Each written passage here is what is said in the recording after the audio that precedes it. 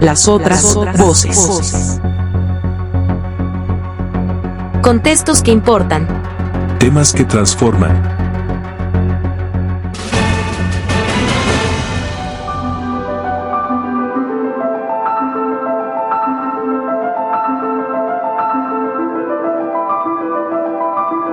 Yo creo que el cambio de paradigma actual es que han entendido que frente a la prevención social del delito y los apoyos que efectivamente se han dado en los últimos 7 años, requerías un programa de la otra rueda que hablan los italianos, de la represión.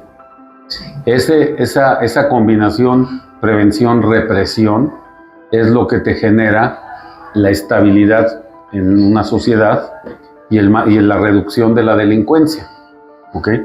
Evidentemente, en este arranque del primer año de gobierno, donde hay ciertamente algunos éxitos importantes por parte del gobierno, reducción del número de homicidios, pues todas las otras acciones que se están dando en materia de desmantelamiento de laboratorios, detenciones de personas, te equilibra el tema de represión contra prevención del delito, ¿verdad?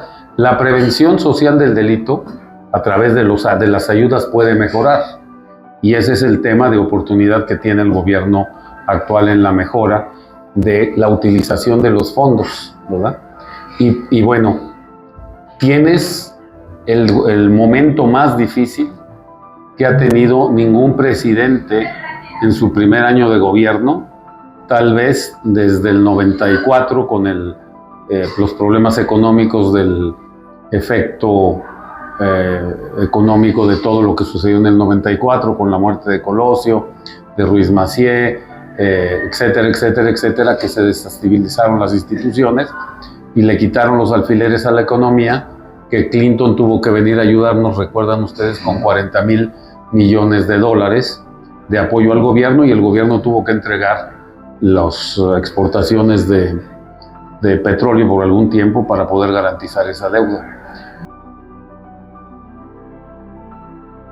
La circunstancia del arranque no ha sido nada fácil en su conducción. Ha sido verdaderamente compleja para el gobierno y obviamente para los temas de la mañanera, ¿verdad? Yo creo que el modelo de la mañanera ha sido útil para el gobierno, pero tal vez habría que reflexionar algunos elementos, ¿verdad? Okay. Mientras que yo sostengo que Andrés Manuel López Obrador pactó su llegada con el presidente Trump en el año 2018, ¿verdad? Y hubo compromisos completos que se cumplieron en diversas materias, ¿verdad? Y se materializaron. Pues Andrés Manuel tiene un carácter muy especial. Es dicharachero, ¿verdad? Te pone en la mañanera música, canta, pues tiene otro carácter, ¿verdad? Él es un líder social que está en calle y que conoce al pueblo, ¿verdad? La doctora Claudia, pues tiene el estilo académico, y un estilo académico pues no permite bromas. Es la parte, digamos, del uso del lenguaje de ella es mucho más riguroso y científico por su educación en la Universidad de California, ¿verdad? Entonces tiene otro lenguaje y otro carácter, así tiene que ser. Y entonces a veces en esa mañanera se envían mensajes que no están previamente pactados y que tienen impactos en la relación con los Estados Unidos y con otros actores, ¿verdad?, que son distintos del uso que hacía Andrés Manuel del lenguaje. Claro, es todo. Humberto Eco estaría fascinado con hacer el juego de las diferencias de los lenguajes en el tema, ¿verdad?, del uso de la mañanera en unos y otros. Cuando gana Trump en noviembre, ¿verdad?, pues ya tendrías que haber tenido la diferencia entre el Trump 1 y el Trump 2. El Trump 1, pues es más a la Bannon, ¿verdad? Bannon es un genio que sacó a Trump en el tema de las encuestas y cómo utilizó Facebook para lograr meter los discursos, ¿verdad? Y hacer lo que ganara por un poco, pero suficiente para generar ese cambio. El Trump 2 es un Trump pensado. El Trump 2 es un Trump que está soportado en los think tanks americanos, desde el Instituto American First, la fundación, varias fundaciones conservadoras, ¿verdad? Y otros institutos. Son 6 las fundaciones que diseñaron el plan de gobierno de Trump, ¿ok? Y los principales apoyadores de Trump son la gente de Silicon Valley, que nos estuvieron diciendo que la amenaza mayor venía de China, ¿ok? Y ese marco de entendimiento, ¿verdad?, es el que te va dando las acciones que va haciendo el gobierno de Trump a lo largo de este año, ¿verdad? Y que va avanzando en los temas de seguridad, pero también en otros temas.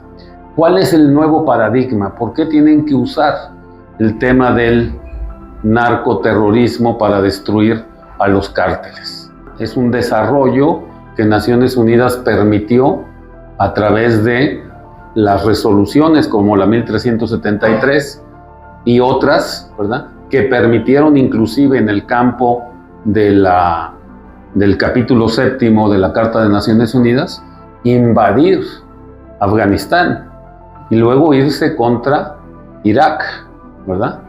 Entonces, ese esquema de lucha contra el terrorismo es muy fuerte, ¿verdad?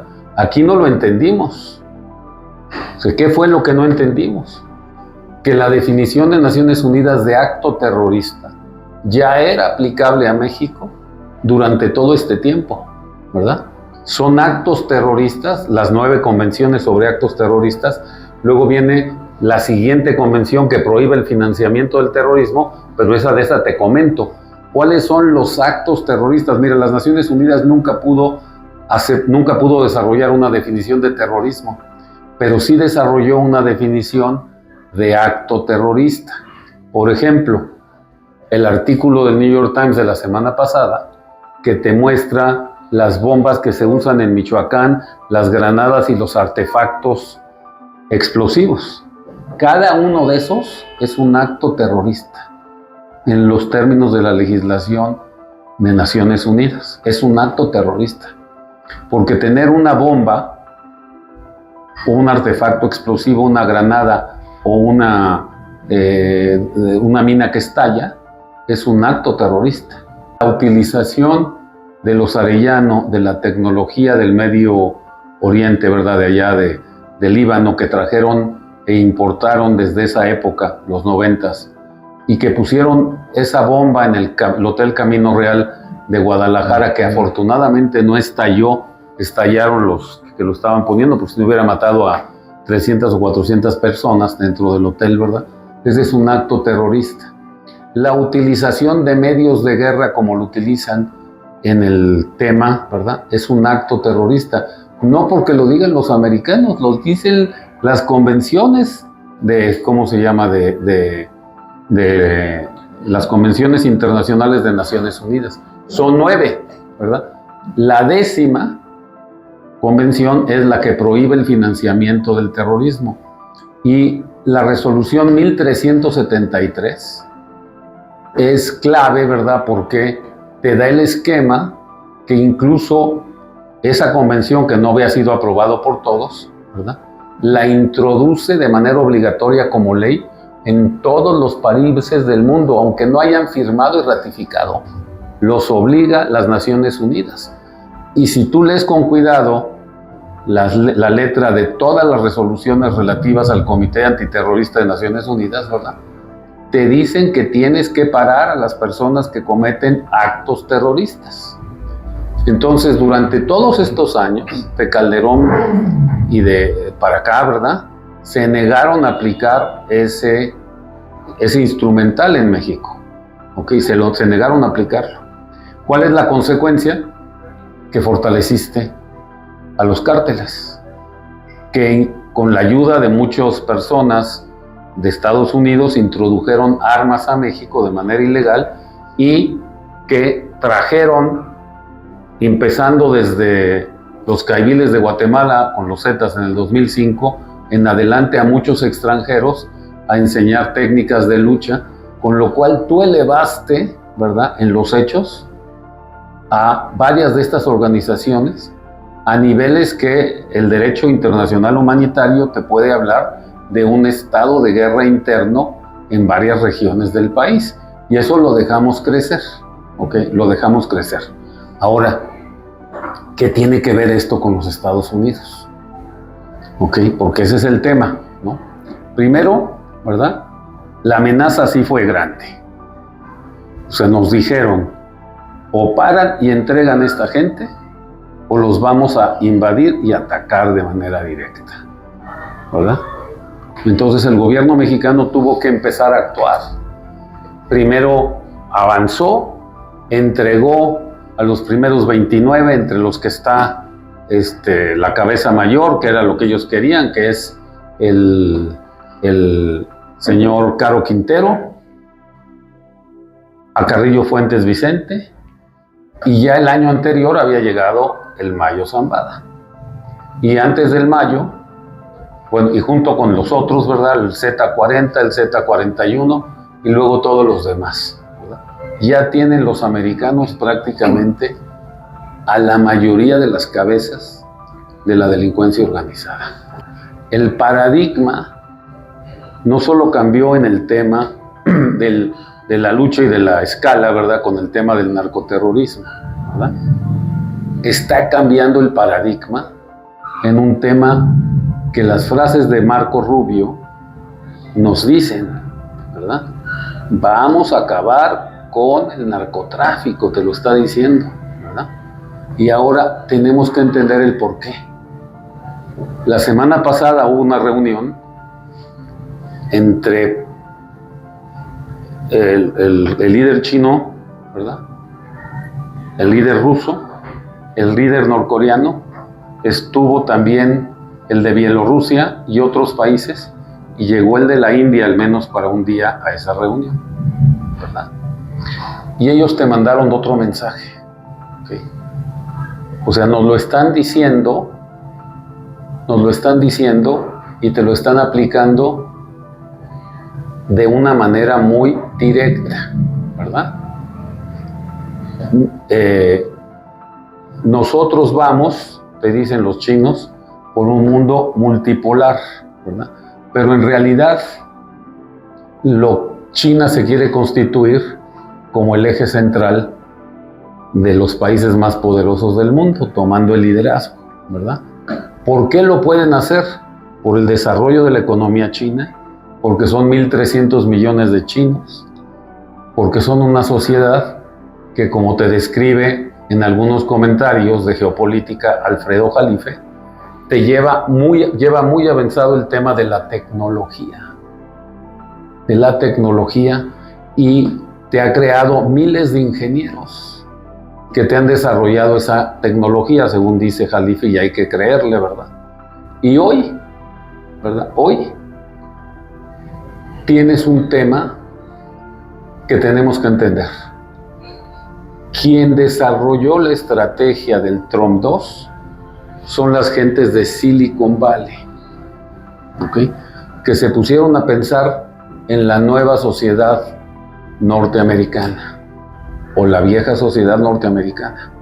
Nuestro colega Edgardo Buscaglia, tú lo has entrevistado muchas veces aquí, nuestro amigo Raúl Fraga también, siempre nos ha explicado cómo la sociedad norteamericana no es una sociedad de Atenas, ¿verdad? No es ateniense, es espartana. ¿Ok? O sea, es espartana en su construcción. Tú pregúntate por qué, como explica Edgardo Buscaglia, pudieron controlar a toda la gente que avanzó en el año 1800 y tanto, 50, ¿verdad?, a la construcción de los Estados Unidos del Oeste, ¿verdad? Siendo muchos de ellos forajidos, ¿verdad? Los soportaron, como dice Edgardo, digamos, a palos, ¿verdad? Zanahoria y palos, ¿verdad? Y los volvieron una sociedad que respetaba las reglas, ¿ok? Entonces, tú tienes ese avance, ¿verdad? Y en los últimos 50 años, justamente el reinado del Mayo, ¿verdad? La sociedad norteamericana se volvió hedonista. Consumo de drogas, libertades, te dice Jalife, todo el tema de la sociedad woke, ¿verdad? Y la pregunta es si los Estados Unidos pueden ganarle a China en una sociedad hedonística. Wow. No pueden. No. Tienes que volverte de nuevo espartano.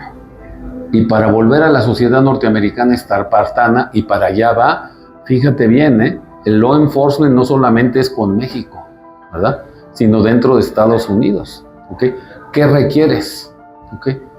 Las teorías de la liberalización de drogas, tienes que destruirlas, ¿verdad? No puedes liberalizar las drogas. Y en consecuencia tienes que venir a destruir a los proveedores de drogas a México. Y luego te van a controlar.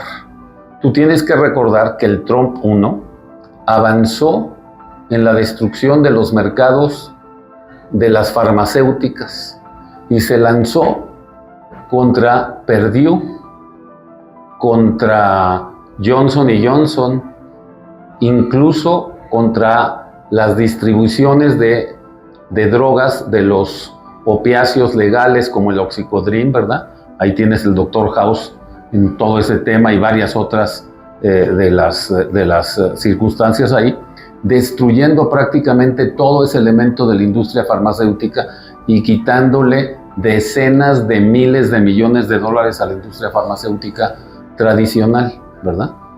Y hay una sentencia del 2019 que es magnífica, ¿verdad? En la que en Oklahoma el juez federal de Oklahoma, en un caso digamos de sobredosis de drogas, declara a los laboratorios Purdue y al Chapo Guzmán en el mismo nivel. ¿Ok? Es lo mismo, es una conducta completamente ilegal. Y ahora lo que tú vas a ver en los próximos meses es el control de los mercados ilegales. Porque siendo Estados Unidos el principal mercado de consumo mundial de drogas, ¿verdad? Van a reconvertir su sociedad, o al menos eso es lo que ellos piensan, de una sociedad hedonística a una sociedad espartana, ¿verdad? Y esto está pensado en Silicon Valley. Ese es el proyecto Make America Great Again que ellos tienen, ¿verdad? Y van a buscar lograrlo, ¿verdad? Porque es la única manera de que se puedan enfrentar a China, teniendo en lugar de niños drogados, ¿verdad? Niños estudiando las ingenierías que les van a permitir competir con los chinos, ¿ok? Y de todo esto depende el futuro del mundo. Y nosotros, antes decían, ¿verdad? Nosotros como el chinito nomás milando, ¿verdad? Pues ahora la paradoja, ¿verdad? Es que el chinito no está milando, está actuando, ¿verdad? Y nosotros seguimos mirando. Entonces, si no entendemos esto que se nos está presentando en este momento y las consecuencias que esto va a tener, ¿verdad? Si no lo entendemos y no nos preparamos, entonces vas a tener un tema muy delicado, ¿verdad? Imagínate la destrucción de todos los mercados de droga, de cocaína, de metanfetaminas, de fentanilo, ¿verdad? El efecto que va a tener no solamente en el área, ¿cómo se llama?, mexicana, sino en el área norteamericana. ¿Cuál va a ser el efecto en materia de las organizaciones delictivas? El efecto económico de la no llegada de esos, ¿cómo se llama?, recursos, ¿verdad? Ni en México, ni en Estados Unidos. ¿Ok? Y si no estamos preparados para esto, que es el verdadero proyecto que tiene el gobierno americano, por eso hay que leer a lo que te está diciendo Marco Rubio, ¿verdad? Vamos a ir contra ellos y los vamos a destruir. Y ya te mandaron un misil, ¿verdad? Sobre una lancha. Pero imagínate que en las próximas semanas puedan hacer lo mismo para que entiendan, ¿verdad? En Venezuela, sobre los campamentos que están generando la producción de drogas. Entonces, ese es el gran reto, Pepe. El doctor Samuel Antonio González Ruiz es licenciado en Derecho por la Universidad Nacional Autónoma de México, con doctorado en Filosofía del Derecho por la Universidad de Milán, Bolonia, así como consultor internacional en materia de seguridad pública y delincuencia organizada. Fue titular fundador de la Unidad Especializada en Delincuencia Organizada de la Procuraduría General de la República, y es experto de alto nivel en la Oficina para las Drogas y el Delito de las Naciones Unidas en Viena, Austria, desde donde se desempeñó como asesor interregional para asuntos de justicia penal. Desde el año 2000, labora como experto de las Naciones Unidas en actividades relacionadas con los sistemas de justicia penal de Sudáfrica, Nigeria, Rumanía, Georgia, Eslovaquia, Irán, Arabia Saudita, Colombia, Bolivia, Perú, Guatemala, Hungría, Croacia, España, Italia, Reino Unido y México. A nivel nacional ha ocupado diferentes cargos y ha sido cónsul en España y delegado de México en las negociaciones bilaterales de asuntos legales e interjurisdiccionales. Cuenta además con diversas publicaciones sobre temas de corrupción, delincuencia organizada, seguridad pública, sistema de justicia penal, entre otros.